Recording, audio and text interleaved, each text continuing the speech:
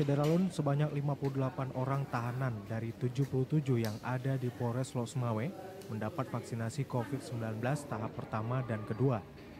Kegiatan itu dilaksanakan sekitar pukul 9 Kamis 26 Agustus. Kapolres Losmawe AKBP Eko Hartanto melalui Kasat Tahanan dan Barang Bukti Ibtu Zahabi mengatakan kegiatan vaksinasi ini dilakukan secara bertahap dengan menyasar para tahanan yang telah menerima putusan.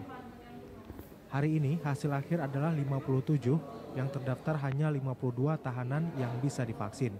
Sementara 5 ditunda karena tensi tinggi.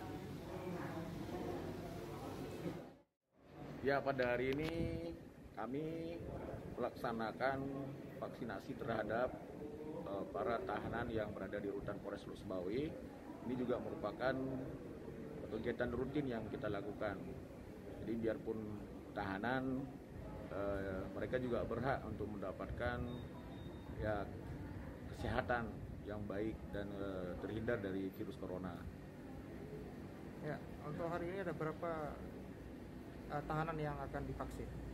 Hari ini ada 58 orang tahanan.